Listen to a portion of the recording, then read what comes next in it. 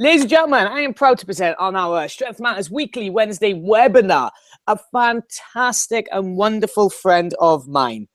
Not only do I say that because of the information that he shares when he presents on our podcasts, which you can hear back on the iTunes Strength Matters podcast, or of course on the website realstrengthmatters.com, where you can see the list of all our past guests. I think Perry was our second guest we had, and he has made a couple of other appearances, as well as endless amount of blogs, write-ups, his articles within the Strength Matters magazine, and is speaking at the Strength Matters Summit as well. But the private chats I have with Perry while we together in person, or if it's on Facebook, has made me feel like a really close individual to him, or look at him as a role model, just as a person. But then when it comes to his work, as some people class him as a wizard, very bizarre stuff that he does, where I've seen people move in one particular painful manner, and then within a flutter of an eye and a touch of his fingers, suddenly moving completely different. If you do subscribe to the magazine, I'm pretty sure you understand his amazing work. Otherwise, get yourself over to Perry's website, stopchasingpain.com, where you can also find him on Twitter and Facebook and Instagram as well. But tonight, Perry wanted to introduce something a little bit different. And as he mentioned, his background coming from the bodybuilding and weight training. I know personally about the injuries that he'd suffered. So, on that note, I will leave it to the man himself from Stop Chasing Pain, Dr. Perry Nickleson. Take it away, buddy. Oh, thank you very much, my friend. That's so very kind of you. I hope I don't disappoint you. Got a lot to live up to there. Damn right you do. Feel free to jump in anytime, because we always have such a great time when we do stuff together. Cool. But yeah, so thank everyone for tuning in live. It really does mean a lot to me. To give you a little bit of a glimpse into something different. So I usually talk about movement, and which is a passion of mine for sure, and it's going to tie into getting strong, but also helping people get out of pain over the course of the 20 years of being a chiropractor and in the fitness world and stuff like that. And that's really one of the things that was kind of the secret sauce of helping people over the years, was going back to my roots of fitness and bodybuilding and strength training to bring that into world of rehabilitation. So noticing when people did get stronger, their pain actually started to decrease and then eventually go away, which is what we want. Because you find that when people are in pain, they kind of get scared to move, and they actually feel like they can't get strong. And if they're not around a medical community that actually understands the value of strength, they actually unfortunately continue to get weak. So I tell people all the time, I mean, if you're afraid of getting strong, just wait until you're weak, because that's way worse. And so I've been in this game for about 35 years. I'm going to be 50 this October 31st on Halloween, which I'm going to be spending out with you guys again in London the last few times. Again? And I'm going to get cake, right? I can walk around the hotel with cake like last time. Yeah. I did love that. That's an inside joke for everybody. They gave me birthday cake on the last time I was there, which was awesome. And I just couldn't bring myself to eat it. And I was walking around the hotel for like 20 minutes trying to find out what I want to do with myself. And then I finally let you guys jump in with me. But it was a running joke of, there goes Perry by the bar again with his cake. Yeah, going up to all the tables. Hey, you guys want cake? Hey, you guys, do you want cake? Hey, you guys, do you guys want cake? It's brilliant. It's actually kind of sad, but hysterical. I wasn't going to say it, but you're right. But it was damn good cake too, brother. I got to say, thank you. You're very welcome, Bill. So, yeah, so I'm just going to give you a glimpse. You see a lot of shit, man, when you're in the arena bleeding, which is what I say. I mean, I'm going to go over my story here and kind of tell you my journey. And a lot of stuff happened in the 35 years I've been doing this, and the industry has definitely changed. I mean, I've been working out longer than some of you listening probably have been alive, so that's freaking scary to me. And it was hard to pick 5. I mean, I really could pick 50. So I think this has spurred me to do a blog post coming on up in the future. But I did post a blog post up that you guys might want to read on my website, and I think it was 5 years ago that I did. It was 45 things I've learned in 45 years. And it was just going over anything and everything. That's available on stopchasingpain.com. And I just touched on things from getting stronger and getting leaner, but also kind of traits I wanted to hand down to my children, my sons, on how to be a man, what it takes to be a gentleman, how to treat a lady, how to take care of yourself, crazy stuff like that. So it's one of my more successful posts, if you'd like to go read that. So let's jump on in, because I know we've got about 45 minutes or so. So Seb, you want to flip that slide to the next one? It's a pretty detailed one, my story. But it's always great when you can kind of get a sense of who's talking when they can share their journey, right? And that's what I love about Strength Matters, because you guys are all about people telling their story and sharing their story. And you guys gave me the opportunity at the last Strength Matters Summit when we were over there in London to record 3 videos that you guys posted up on YouTube that I'm very thankful for and grateful for. And people give me nice feedback on that, of just kind of sharing where I came from. If anybody's seen that, some of this will be a little bit of a repeat for you, but I want to give you my journey into why I wanted to get strong. So when I was young, I was born in the southern part of the United States here, in a really small town, farm country. Now I'm up in New Jersey. And when I was 11, 12, 13, right in there when that, parents got divorced. And then I went to live with my mother. My father was with himself, and then I decided I wanted to go live with my dad, because my mom got remarried and moved up to New Jersey with a Yankee, and the rednecks down south, we don't go up north. And unfortunately, about a year after that, my father got sick, and he developed a brain tumor and cancer. So the way I handled that was I actually pulled into myself, got depressed, and started to eat like crazy and didn't move, started skipping school, acting out, and I became very fat. I actually became very obese. And I was a shy, overweight kid. I probably was pushing at 12, 13. I was in upwards of 250, 260, and had glasses and, just at that awkward age. So unfortunately, my father did pass away. He died. And then I moved up to New Jersey, totally different place for me, and got even more lost. So my mom saw that I was really lost, and she bought this book for me. And it was I'll remember to this day, she brought it home, and it was the autobiography by Arnold Schwarzenegger. Arnold Schwarzenegger's autobiography, with him on the cover, that iconic cover with it's just him on the mountain. It's a blue sky, and he's doing that side pose with that front bicep and just that huge mountain peak. And it was great. So I read that book, and it changed my life, because I saw what he went through and how he could take back control of his life by controlling his body, by getting stronger, and also how people treated him differently when he became stronger. And that's what I started to do. So I read that book, read through it every day, and started to put his pictures up, started weight training in my basement, which was cold, and I had this bench held together with just a few bench screws. It's amazing, and I'm actually not dead at the moment.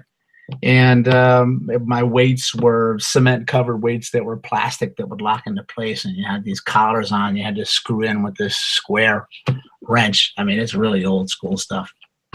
But I started to get strong, man. I started to lift and get hardcore into bodybuilding, powerlifting, and strength training. So, and then I've gone through pretty much anything you could think of in the 35 years, and bodybuilding and training has significantly changed since it was like when I went into the early 80s. It's almost like a different universe in a way, with people talking about movement and functional training. None of that shit was around when I was there. You just picked heavy stuff up and you moved it around, and it was in hardcore type gyms.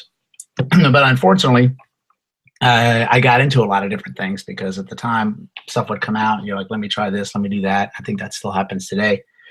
And I went through some of the craziest nutrition plans you could think of, and bodybuilding plans and powerlifting plans you can think of. And then I got sucked into the world of competition. And then I got into anabolic steroid use. So I'm very honest with people when I talk about my journey into the competitive side of bodybuilding and lifting, where I went pretty hardcore for many, many years, and was doing lots of cycles. And man, I got big. I got freaking really big. And But you start to lose sight of yourself over the time of why you're really doing it. So I was getting bigger, but I really wasn't healthy. And then that's what led me into what I'm doing now with pain, because I hurt myself doing a squat. Back clicked, fell to the ground, didn't get back up. Then went to a chiropractor, and then they put me back on my feet. And then I went back to the gym and massacred it again 2 or 3 more times until I got smart, and then realized how much rest and recovery was a big part of it, which is one of the number 5.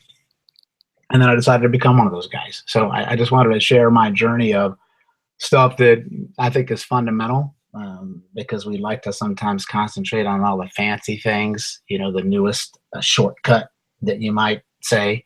But it's going back to these baseline principles that sometimes you think that they're boring, but the boring ones are the ones that make you a champion, that make you a master at what you want to do. Those ABCs, which I like to call it. And then I'll tell what worked with me and just some of the complete horseshit that's out there as well. And hopefully it'll inspire you to see maybe you're on the right path, or go back to something that you might not have looked at before, or maybe even challenge you to look at something a little bit different. And then, of course, I'll open it up to the end for questions and stuff like that. But that's the goal. So hopefully one of these 5 will resonate with you. So let's move on to number 1, Dan. Okay, and remember, guys, do let me know if you can or cannot see these, and I'll try to fiddle it so you guys get the best picture possible. Yep. Cool. All right. So number 1 is a huge one, and I still see it today with people working out, especially teenagers, because I was like that too.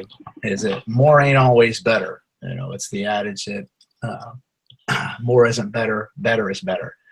I can probably tell you without reservation the biggest mistake I made for at least 10 to 15 years was doing way too much lifting, way too much exercise, and not enough resting. I mean, I was opening up magazines and I'm like, well, if this is good enough for Mr. Olympia, well, it's going to be good enough for me. So I started doing like 18, 19, 20 sets for biceps, if you can, crazy stuff. And then I wasn't taking any rest. I would do a circuit where it would be Monday, Tuesday, Wednesday, and then I would repeat that Thursday, Friday, Saturday, and then take 1 day off. So I was doing split routines at the time with bodybuilding and powerlifting, and that would be in the gym probably at least 2.5 hours at a time. And I was always training in the morning. So I was in a hardcore gym called Diamond Gym here in Maplewood, New Jersey, which is iconic for big guys that just really swept the bodybuilding and strength training world. And I would be up training at 3 a.m. in the morning, and that place was packed. And if you weren't a serious lifter at that time, I mean, this place was hardcore. If you walked in and you weren't serious, your ass was kicked and you were pretty much out. And I was just annihilating everything, going after volume, set after set after set after set. Too many sets and training days. And what happened is I fell into a vicious cycle that I see today, is that we want to get to that hashtag beast mode, right? We want to get to that point of being bigger, faster, stronger, like the people that you see on the magazine covers and the short films that you see of them working out. But that's really not what it's like in real world. They don't go that hard that often. And if they do, they're packing on some sports performance enhancement drugs like steroids. I mean, you could train that hard on steroids because you're going to recover and get it. But even your nutrition's got to be locked in, because if you train that hard and your nutrition sucks, you're not going to get anywhere. So what happened was I was overtraining, and then I wasn't making progress. So the logical assumption was I've got to train more. I've got to train harder. So I would go back and add even more compound sets and heavy loads. Meanwhile, I was going the opposite direction. And so I was not making progress. I was actually turning into a catabolic state where I was beginning to eat away strength, eat away lean muscle. And when you're getting with somebody who wants to get to that top region, it's hard to convince them that they need to rest, that they need to step back a little bit, and that you realize you grow and you become a badass beast mode when you actually can train hard. I'm not saying don't train hard, but you rest after that, because that's when your body grows the most. And I find that's difficult with teenagers, because teenagers want to get there yesterday. And it's also the mentality of the world today. We want everything quick, fast, and in a hurry. And then we think because we have all these nutrition drinks and these great fancy, NO2, all these crazy things you can stick into your body, that it's going to make that much of a difference on your ability to train really, really hard. And when you do that, one, you're going to burn yourself out. So I think that's one of the biggest reasons when people get into fitness. If you work around the gym in any shape or form, you guys know that in New Year's Eves or resolutions for people is to get in shape, to go back to the gym, and then they want to get to their goal, and then they change all their bad habits at one time. So they stop eating like shit, and then they said, I'm not going to eat anything bad, or if they eat at all, which is coming up, and then they go to the gym like every day. So what happens is they do a complete 180, and then it's just too much of a shock and awe to their body and those habits, because you want what you can't get, and then they burn out. So 4 to 5 weeks later, they don't see progress because they're doing the exact opposite of what they're supposed to do, which is don't kill yourself in the gym and don't completely change your nutrition plan when you're there and starve yourself, because if you don't have enough calories, you're not going to get shit in the gym. And then you're going to be cranky and you're going to be a jerk and nobody's going to want to be around you. And then it'll become a vicious cycle.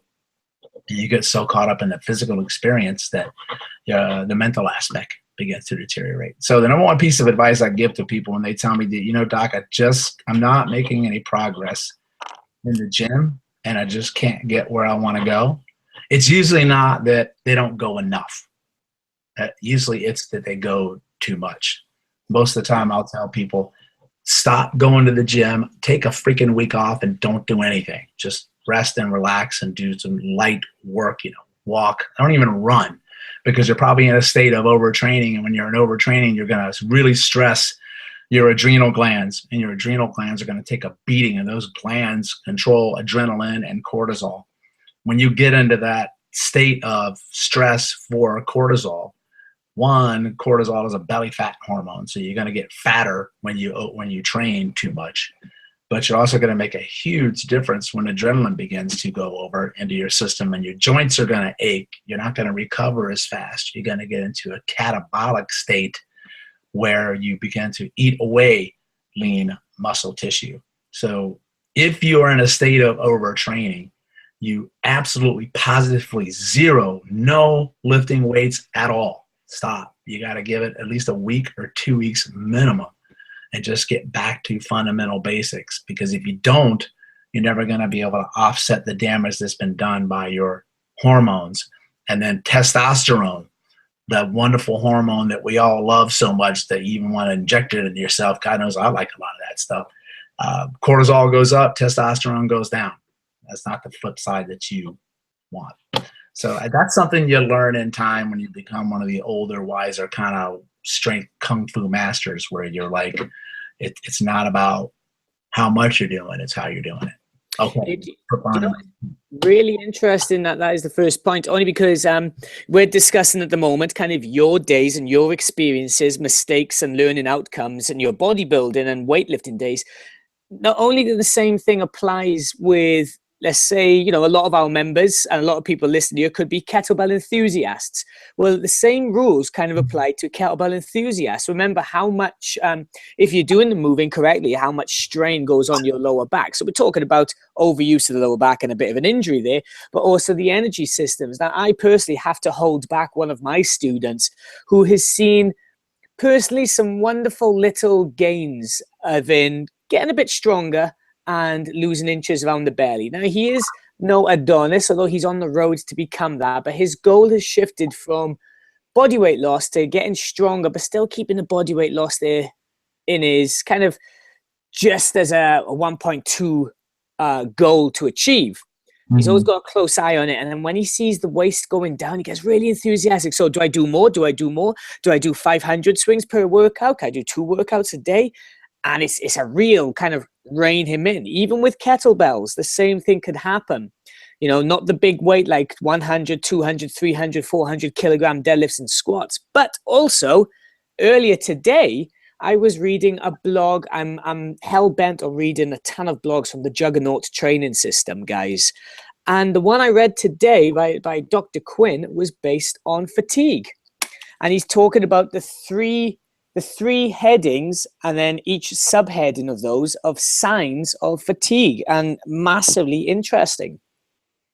Yeah, that's a really important point because, you know, when you reach that fatigue factor, your nervous system is basically taking a beating, and then it's almost like a circuitry overload between your brain's ability to control movement. And fatigue is your body trying to tell you, dude, I mean, you better watch it because I'm going to hurt your ass pretty quick. And then your performance level begins to go down. But the biggest factor that happens in fatigue is that you have a much more difficulty controlling the deceleration phase of movement. And then deceleration is how most athletes get hurt. So they lose their quote unquote form, and then momentum begins to take over because it's easier, right? So they're trying to get further because they're fatigued. So they'll have less control of the weight or whatever they're using, especially with the kettlebell, right? And then all of a sudden that's when you get hurt. Something, it blows out on you because you can't control deceleration. And if you can control deceleration, that's going to make you hellaciously strong in the end. And then that's where stimulate, not annihilate came from. One of my great friends, and who was a bodybuilder and won Mr. Olympia. I think he beat first one to beat Schwarzenegger and stuff. You know, I think he went like 8 times or something, and it was Lee Haney. And you know, Lee Haney was always great at saying that: stimulate, don't annihilate. And that's what most and it's crazy. This is the world of bodybuilding and training, is when you see these photo shoots, right? You see these magazines and they have this weight on there, this massive. When you go see these guys train in real life, they've learned the lesson, man. I see them over in the corner doing work with lighter weight, but really, really slow, really, really intense. They're in the moment. They're really paying attention to what they're doing.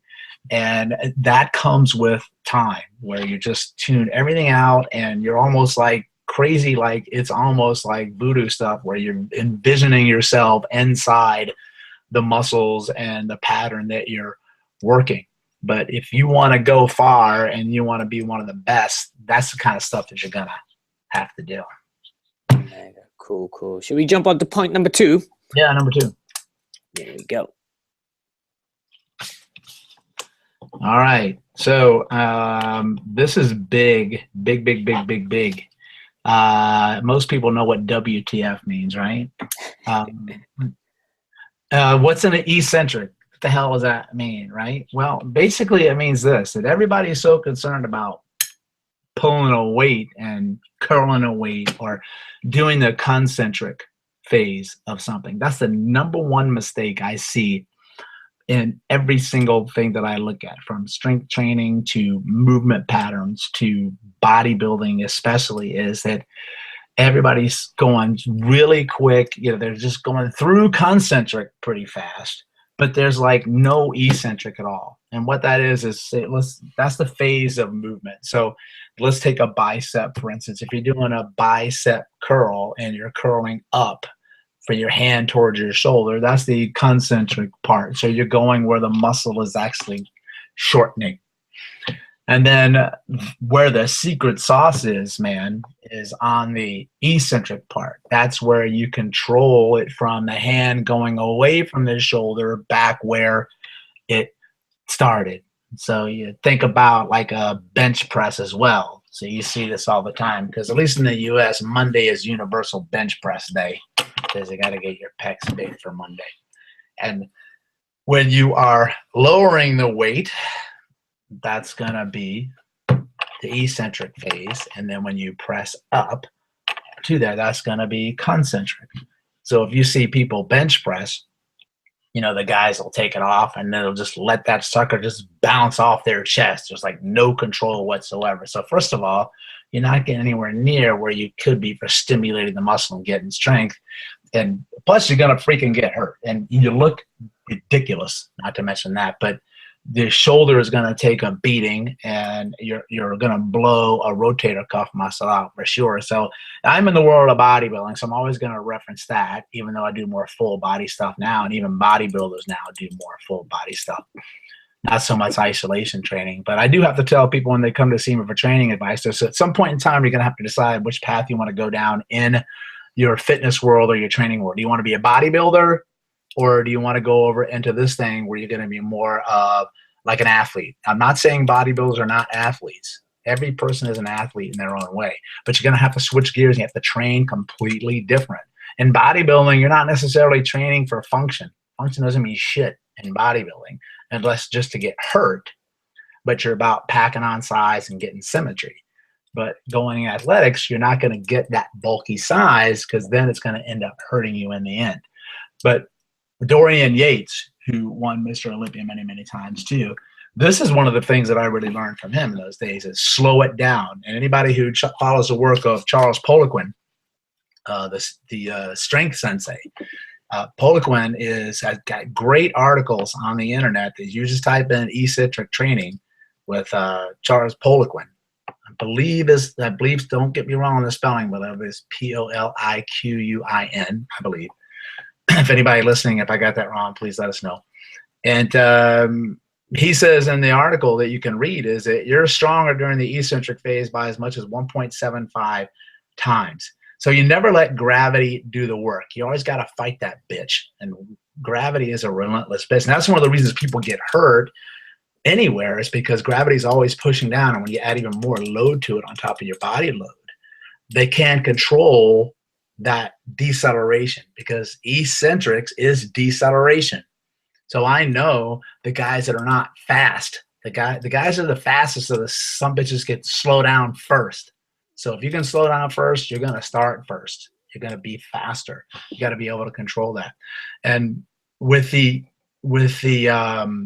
eccentrics, it's much less likely that you're going to get hurt, because you're controlling it, and you actually don't have to go super, super heavy to get the same results in strength.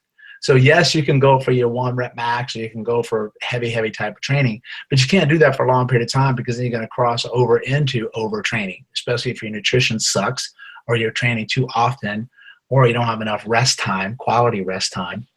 So I could actually take 35 pounds, for instance, on a dumbbell curl and slow that guy down, and I'm going to be screaming and crying in the corner, as opposed to another person who's going to be doing something heavier like 40, 45 and going fast. And I even do that with squats. If you ever see somebody squat these days, if you actually see that anymore, they usually will pop straight down. Like they'll go bam, and they'll pop to the bottom, and they'll decelerate very quick and come back up. So first of all, I'm crying in the corner, because I know a back's going to go out. But they also do that in regards to other movements, like a deadlift.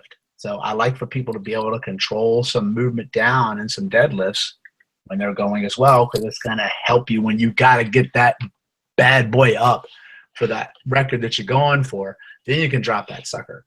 But when I do movement assessments as well, so one of the things you guys can introduce and see how when you slow things down and you decelerate, you actually, when you control force, you can see how you make the nervous system very, very uncomfortable.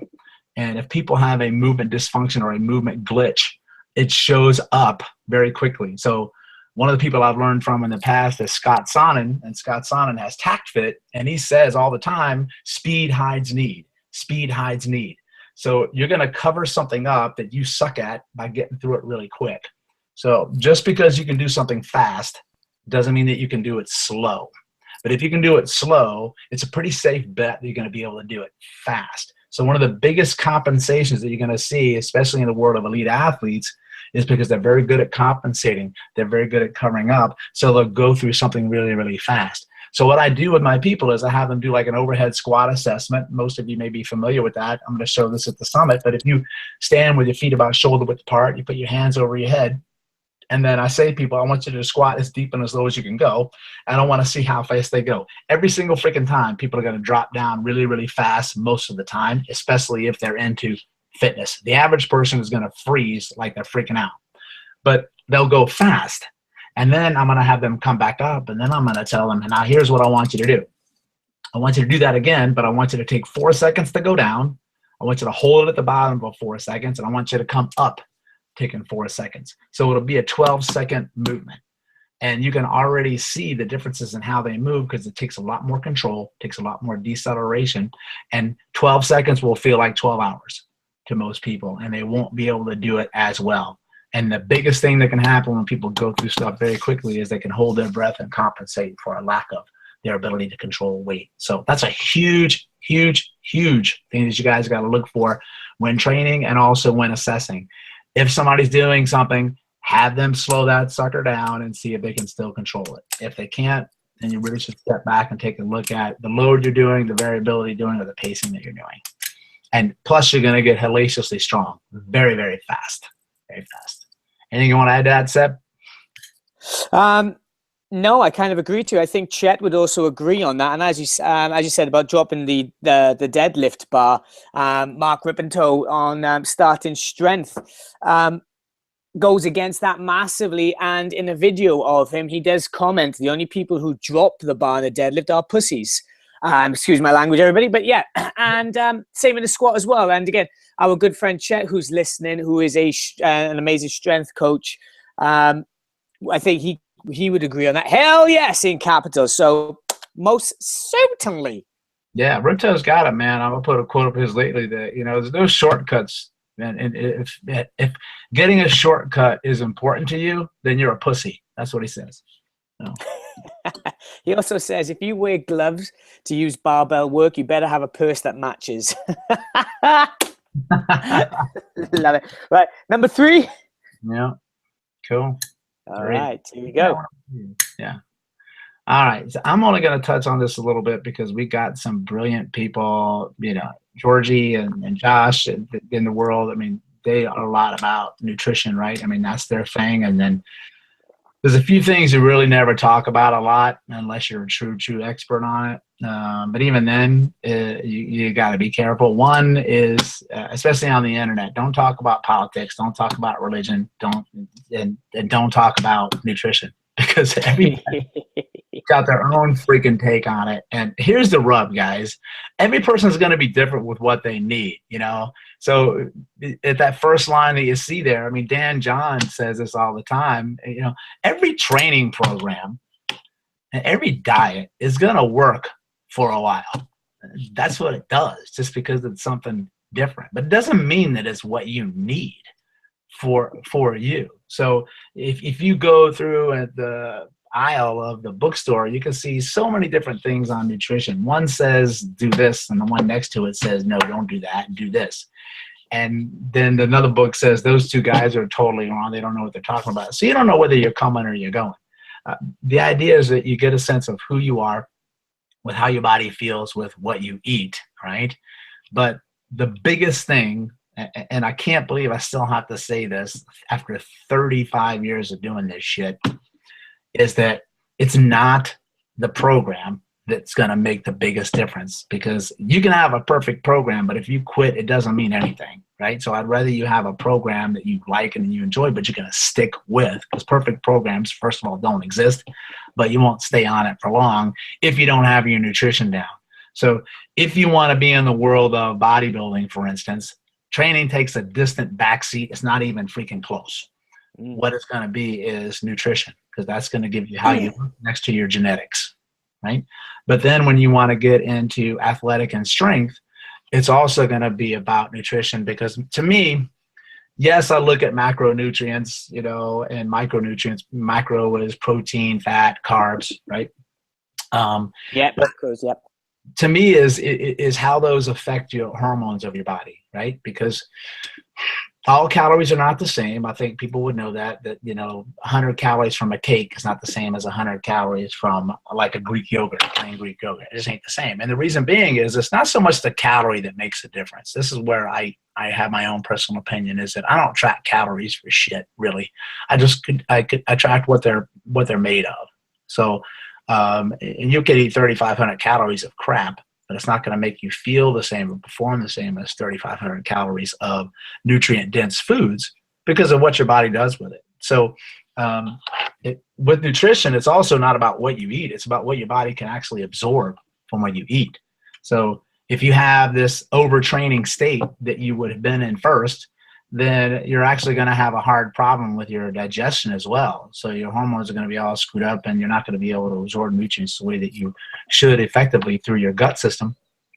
And then just because you're eating it doesn't mean it could go right through you. And with all these outside protein powders and drinks, I find often that, especially teenagers, they replace whole foods with nutrition shakes or nutrition bars and stuff like that. Not to mention, God forbid, if you get on the Red Bulls and Monsters, that's going to kill your system even more.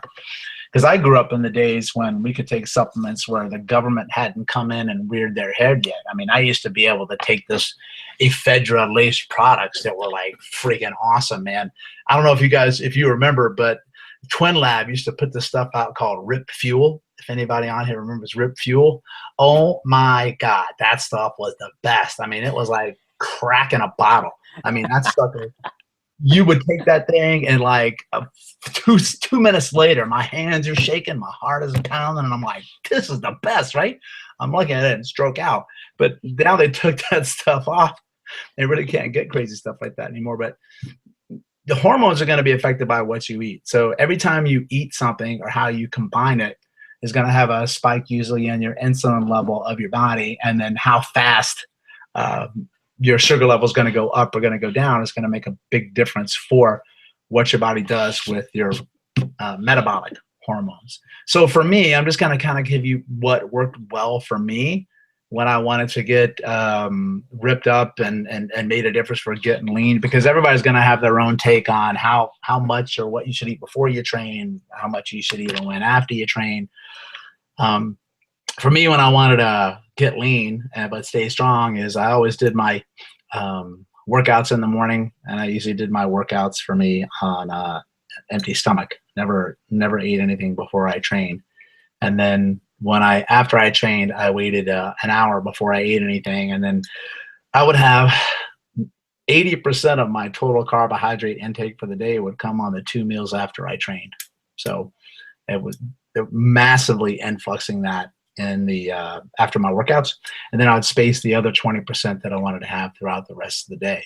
So I wasn't depleted on the carbs that I needed during the day. It just depends on what your body needed to do with the carbs. So I made this cool video on YouTube once it kind of went viral called the Pop-Tart diet, and I made it and I used Pop-Tarts just as a talking point, and it pissed everybody off, which was great. That if you're going to eat Pop-Tarts or candy or crap and stuff like that, the best time to do it is after you work out. Because after you work out is when you're going to deplete all your sugar in your body, right? And you're going to need to get that in as fast as possible in there. So it's not going to go to fat. It's going to go to nourishment. So the point was, that's if you're going to eat that crap and you can't give it up, that's when you want to eat it. Of course, it's better to eat a banana. But the point was, that's the time that you want to get it on in. But people are so caught up in, I can't do that because I'm working out. And I'm like, dude, you realize you could work out longer because you're not sacrificing yourself, and that you'll actually improve when you do things like that. So there's really cool different books out there that you can get on understanding hormones and what happens to it when you eat. And of course, with this one of the biggest things that I never did was drink enough water. So muscle is a majority of water. So definitely walk around and be one of those cool cats with a gallon of water jug that you're going around. So that's number 3. Let's go to 4. We're getting there, man. Number 4. Number 4. What happened? Cardio smartio. All right. So cardio only works when your nutrition works. Right? Otherwise, when you do cardio, you're just going to eat away all that nice lean muscle that you want to put on. Reference number 3 again. And in my opinion, if you eat better, you're going to need to do less cardio. Okay? That's logical. I mean, doesn't that make total sense to you? But that's not what you see. I mean, I go into the gym and I have guys that are there 5-6 days a week and they're training all the time. They literally don't change on their physique at all. I mean, nothing changes whatsoever. So you can't offset a day of living outside the norm of nutrition and fitness and expect to make up for it in 1 hour. It just is not going to happen. So for me, like what I did that worked extremely well for me is this was about, geez, I don't know, 18 years ago, maybe now, something like that. As that's when the Bill Phillips Body for Life program came out, and he used to own EAS, and sold it. And he had a program on there where you go through a body transformation program, which is kind of like the Amazing 12 that Paul does. And Paul knows about that because we actually talked about it when he was on my podcast.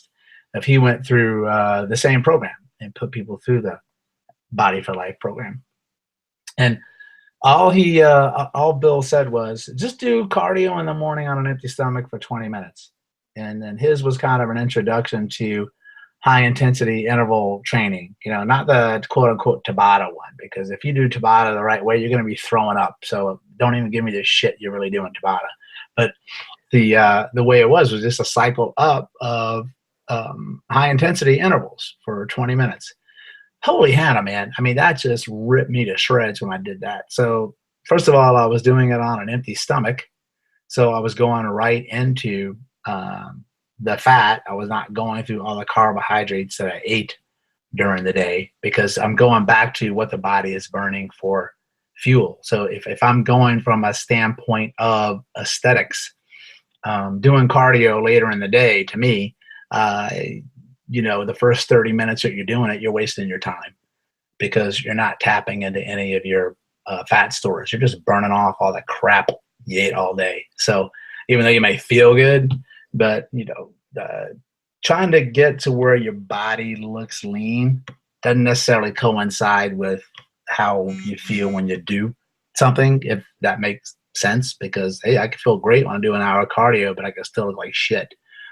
So the idea of most people start to work out because they want to be fit, they want to be strong, they want to be lean, like that, right? So if you're going to do cardio, God bless you, because I think I'd rather kill myself than do cardio, but you can get into doing less of it and be more strategic if you do it in the morning, and also doing more full body stuff. So you're not going to target as much doing a set of bicep curls and bicep laying on a bench doing a tricep extension as I am when I'm going to make a compound set of that. So for me, what I'm going to do is tie everything into my legs. So I don't really do individual body parts anymore. I do full stuff. So even when I do curls, say for instance, if I want to do bicep curls, I'll mix a bicep curl with a forward lunge or a reverse lunge, and then I'll tie that with an overhead press. So I like to work multiple body parts at the same time as I'm training, especially when I get older,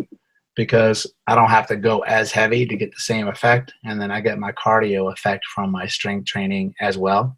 And the giant sets are doing 4 or 5 or 6 different sets of something all in a row without rest. So I would absolutely do that, where I have traveling forms of that. So one of the biggest things that I see people is not using strength training as a way to get your cardio in at the same time.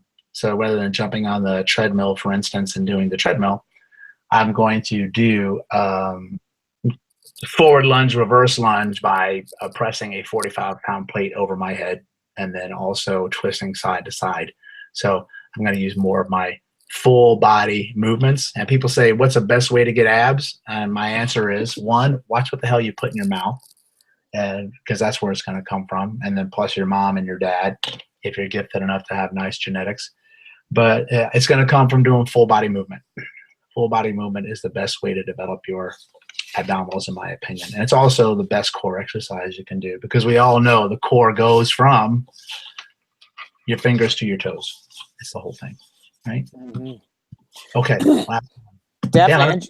Yeah, just to kind of add on there as well, really, and I explain why as well. As you can see in the first part there, of course, everybody listening here is intelligent people, but I'm sure we work and associate with people who may have difficulties or beliefs, or the wrong type of beliefs, and especially with those who read those horrible magazines, the fitness so-called magazines, with that idol on the front who is calling for you to be just like them if you follow that 4-week get arms like an SAS trooper. And let me tell you guys, the guys on those magazines, on those covers, the fitness and the health covers, okay, that is not what the arms of an SAS trooper, the special forces here in the UK, have. Okay, I've seen those guys' arms. It's nothing like that. Those is absolute trash. But my father, who is coming out of his third retirement, a competitive bodybuilder, world champion he was, and he got abs by a terrible and awful and bland and soul-destroying nutrition program, which was rice and chicken. And if he felt like he deserved a little treat, he would put some raisins in his rice. That is how you get abs. But that's not, as Perry would tell you, is how you get functional abs. And sure as hell not functional obliques. Right. Everybody's got an oblique problem. We've all got oblique problems. I just want to say hello to Jo and her kids. Hello, kids. So hope you're having fun. All right, let's see. So old school kicks the shit out of new school. So basically what I mean by that is that go back to basics, right? I mean, that's what does one Dan John say, that if he could totally change somebody's body in the shortest period of time, what did he have him do? Remember that one? Pick up and carry some shit is what he said. Carry. Farmers walks and carries. Because what happens is you don't do it. Most people don't do that, right? So we kind of go back to what we know. We go back to what we're comfortable with. Like if you're good at yoga, you usually do yoga, right? If you're good at Pilates, you do Pilates. So part of the variability is to get you to step outside your comfort zone and do different things that make you feel uncomfortable from a standpoint of, your body and pushing it into variability, which I think is key. Because there's many ways you can get strong, right? Besides not having to drive weight. I mean, body weight stuff is pretty much my favorite thing right now, because just because you can bench press 225 pounds, for instance, doesn't mean you can do a push-up for shit. Most people can't, because you need your whole body to be able to do that. The biggest key to a push-up is your butt and your lat. The last thing you need for a push-up is your chest. So go back to the basics, which for me has always been the squat and the deadlift. I mean, because if you squat and you can do it well, you're going to get big and you're going to get strong every place else. And it's the same thing for deadlift. And deadlift stuff carries over to real life things, right? I mean, like, I shouldn't do a deadlift. I'm going to hurt my back. Well, next time you got to take out the garbage or bend over and pick something up off the ground, you let me know how that's going for you. And they need to be able to do that. But I think people are fearful of getting into the deadlift. And that's something that's nice to see that's making a big comeback in for people. But that's the one thing that I see mistakes happening today, is that we have all the machine work, right? And then we sit on the machines, we push, we pull, but getting people up and getting people moving. So a lot in the world of athletics or bodybuilding is the legs, I think, are the biggest things that are neglected for most people, because you typically don't see them. You get caught up in the upper body that you want to do. But to get to that strength phase, the only way you're going to get there is to really train your legs hard. What I call kind of getting in the arena and bleeding gladiator style. And I go into my gym where my office is now, and the squat rack is like, it's got dust on it. Nobody's really in there. People may get on the leg press machine, which is not the same thing. And body weight training for me, I think, is been the biggest things that's helped my strength all the way around. It's one of the biggest lessons that I've learned in the 35 years, because I used to be thinking the only way I could get strong is by lifting heavy. But when I started to move my body more and in different patterns and different planes of motion, so you've got the sagittal plane, which is bending forward and backwards, and you've got your frontal plane, which is side to side, kind of like a jumping jack, right? And it's also the plane of motion that a lot of athletes get hurt in, where the knees cave in on themselves. And then you've got my favorite plane that I talk about all the time, that I teach about, and I say that that's where power lives, and power is strength. That's the transverse plane. That's the rotational plane. That's the ability to be able to twist and turn and rotate, and also be able to do that at many different levels, from what they call level changes, go low to high and go high to low. So Getting away from those other planes of motions of just push and pull and then the frontal is probably been the biggest difference for helping build up my body from a resilience standpoint of getting hurt, but also being wickedly, wickedly strong. And that's why I think the chop and lifts, which are some of my favorite programs for getting strong, are really, really effective. Because if you can see, one of the concepts I teach is that the sagittal plane front and back and the frontal plane side to side, those both combine together to create the transverse plane. So if you can master the transverse plane, then you're automatically going to carry over and be stronger in the other two without actually trying to be stronger. And the key with the transverse plane is it doesn't take a lot of weight to get you there, but it takes a lot of control to get you there. So you do that a lot with the body. So these ground-based movements that I teach in my Primal Movement Chains course, it will kick your ass through Awesome Sunday on being able to control rotation and the transverse plane and your body weight down on the ground to be able to move around. So one of the secrets of getting strong is to regress back to some fundamental primal patterns that needed to be put together for you to be even able to do the bench press or the squat or the deadlift and these power positions that you want to get into. So it also steps back to some of the overtraining that I said before. Put the weight down for a little while, step back and master your own body in relationship to itself and to its environment. And you'll actually burn a lot of calories and you get leaner and you'll feel better, you'll move better, your mobility will get better, but you'll actually stand up and approach that bar and your deadlift will become stronger. You'll be better at your fundamental basic movements without actually doing more of those fundamental basic movements with more weight. You just control your own body and you inherently get stronger, if that makes sense. Mm-hmm. Hallelujah. Hallelujah. And then I think I put a bonus in there. I don't remember. Here you go. Yeah. The other one is about, personality, right? Kind of why we're doing this. And it's something that I lost sight of along my journey, is that I was so caught up in how I looked that I thought that my self-worth was based on how I looked, and it was based on whether I was strong or not. And I judged other people who didn't work out or who didn't do things like I did as different, right? Like less than me in a way. So the more I got into this game, the more I actually started to dislike myself. And you get caught up and you remember why you started in the first place. Most of it's for people to feel better, but you can easily get sucked into the dark side of that's all you do. You can lose your social life. I lost my first girlfriend because of it. And then I got turned on to anabolic steroids, which can totally change your behavior on the people that you're with. And perfection doesn't exist. There's no such thing. And when you get into this world, it's very much a comparison world where, yes, it's good to have somebody that you can compete against and good to have somebody that you can strive to try to be better than. Usually the best one is yourself.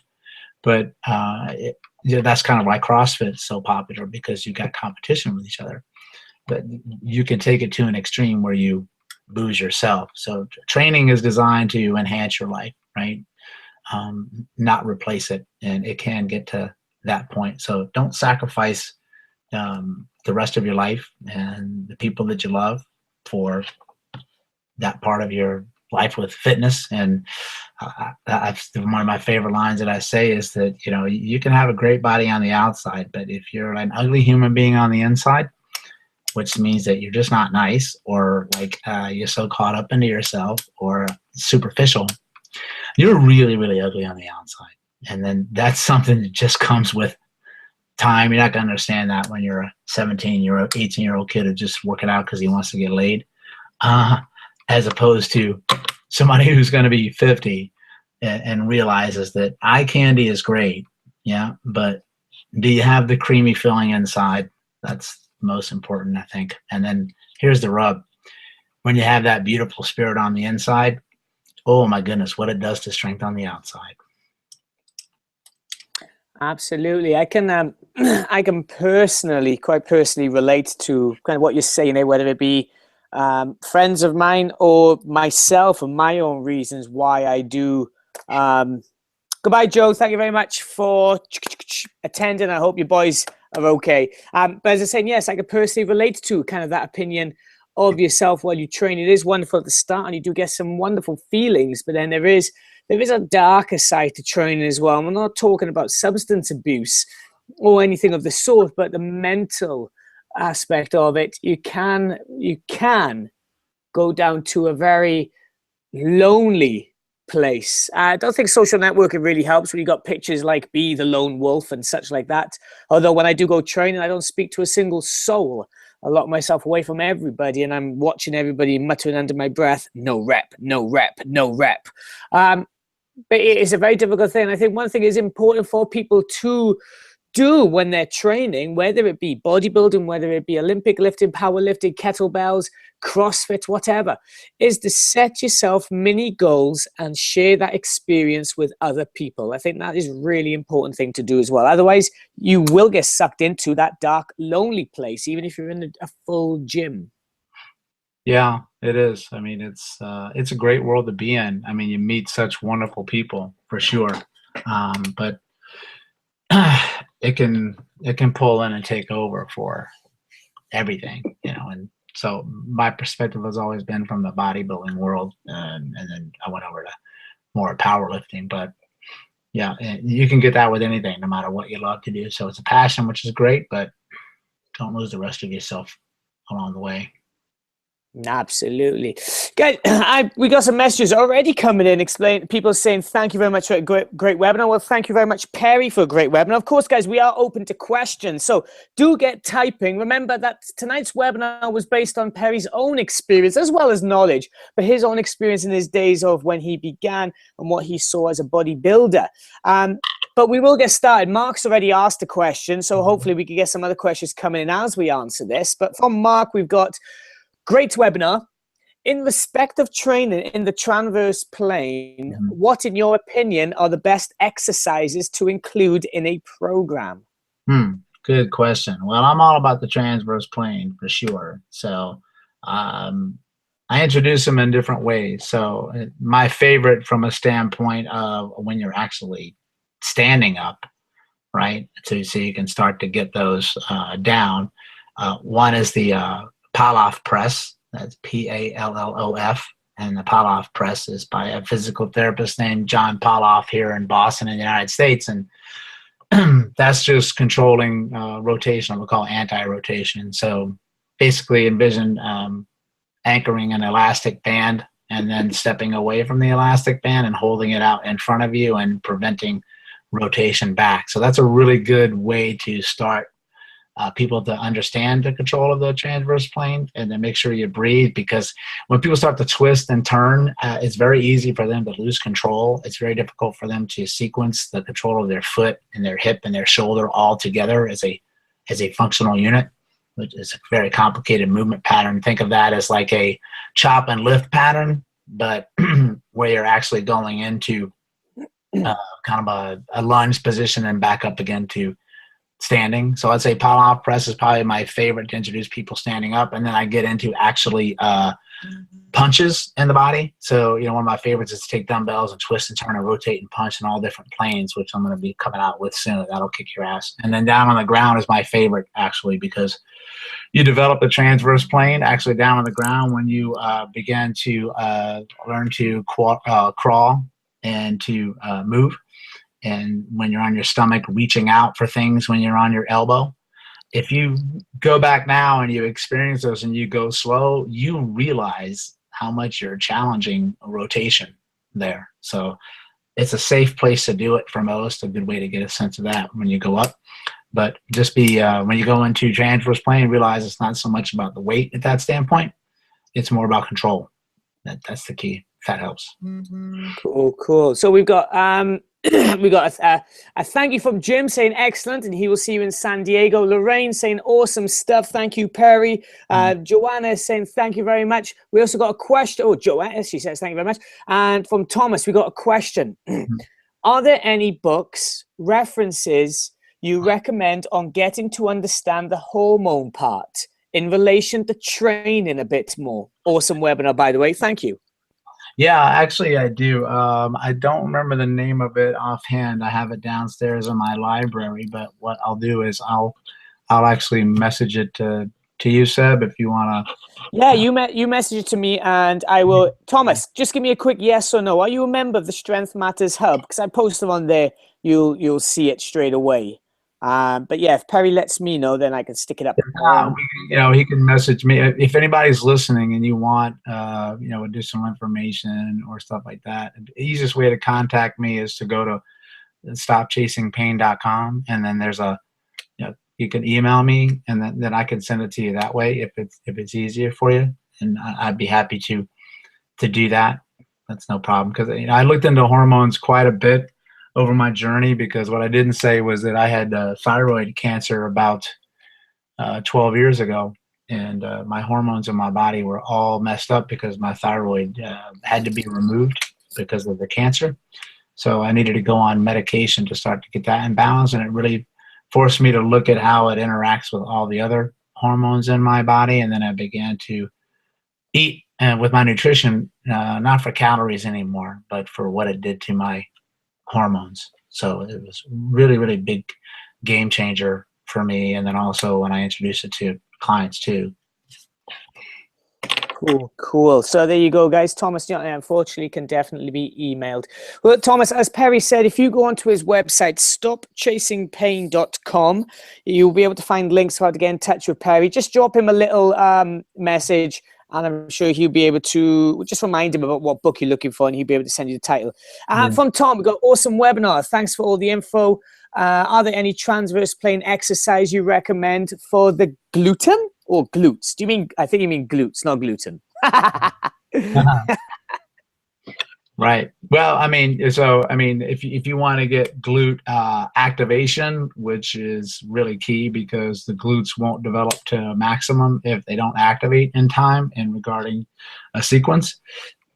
So, my favorite glute activation drill is actually rolling patterns, where you lie on your stomach and you have to go over to your back using your one leg at a time. So it's a great way to get that. And then my favorite one is more intense, but it's when you're actually standing up and you're doing rotation presses with a band. And when you rotate, you actually have a lot of engagement in the rear glute. I'm going to be posting a video up, actually. So, my next article with Strength Matters magazine is going to have a couple of, not Strength Matters, you guys as well. Strength Matters, I'm going to have it in there, but I'm going to have one for breaking muscle as well, of the different movements that I've been talking about to tap into the transverse plane. Because glutes are going to be a big part of that, especially on what we call the posterior oblique sling on the back. That's how you generate force through your shoulder to your hip.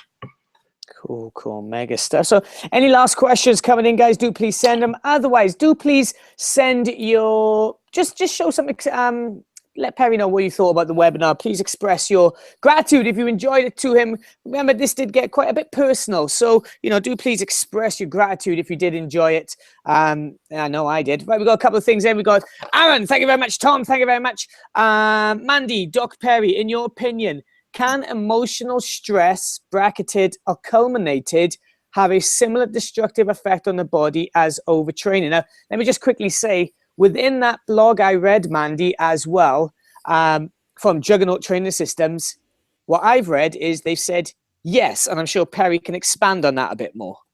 Oh, yeah, absolutely. Well, it's one of the things I talk about is that how you think changes your biology. So what's in the mind is in the body. That emotional stress that you're under kills your adrenal glands just as much as physical stress. So there's one of the things that is very important for anybody who's in competition or training or athletics is to harness that thought process that they have. And unfortunately, when you start to overtrain physically as well, it's an emotional stress at the same time. So you kind of hit both sides of it. Yeah, and athletes you see all the time hit that quote unquote mental burnout, right? That they get to.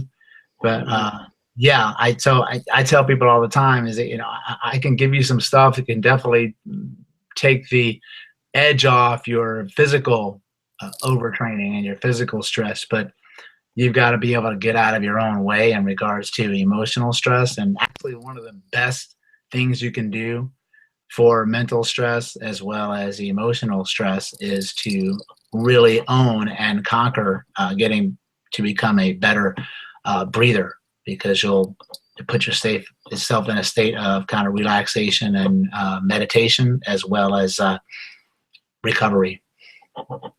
Mega stuff.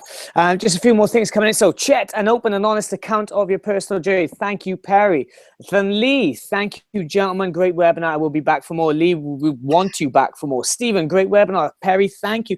Bridget, awesome webinar, Perry. Look forward to seeing you in Belfast this week. So you're going to be seeing her. Mandy, thank you so much. Doc, great input. We'll check Juggernaut blog too. A brilliant thanks. Mandy, just to let you know that one I read, look on Juggernaut and look at the 5-to-1 blogs you should read, or 5-to-1 top 10 blogs. It's in there. We got a question from Elizabeth. I feel for you reading this. I teach water aerobics for obese people, which I think is great. But how can I motivate my students to eat better? They think it's funny to eat bad. I think it's fun. Yeah. Oh my goodness. I mean, I think that, you know what, that's probably going to be one that the masterminds of, you know, Georgie and Josh would be able to hit you in regards to motivation for people. That's probably the top of the mountain in regards to, you know, tapping into what's going to get somebody motivated for nutrition. So I think I'll probably leave that one up to them. I would kind of agree, but I would also say that the fact that the group is, if it's a group or an individual, if it is the group, is there a leading individual? But if they think it's funny to eat bad, I would say there's something a bit more than just, hey, it's funny to eat crap, yet we want to go to a water aerobics. And I'm sure they go to the water aerobics because you're a great instructor, but also it's a great social thing for them as well. Hey, maybe why not, if you can find a root cause to what is their reasoning to find it funny, why don't, in the center that you have your water aerobics, why don't you have a kind of social event for them where you prep food for them? You have like a standing, in the summer, standing healthy barbecue, or, you know, just an event where you can put on tasty, beautiful looking food that is not going to seem like diet food to them, but does have some great nutritional benefits to it. You know, maybe have a little thing like that. But definitely, as Perry said, Georgie Fee and Josh Hillis from Complete Coaching Mentors will definitely give you some ideas on that as well. Yeah, absolutely. So, you know, a lot of times when people joke and stuff like that, it usually means it's kind of a cover up for something that's a lot deeper emotionally. Yeah, absolutely. Most certainly. Again, I can relate to that as well. And we got a message from Dorothy. Thank you very much. Thank you. Another great webinar. Thank you very much, Dorothy, for coming to join us again.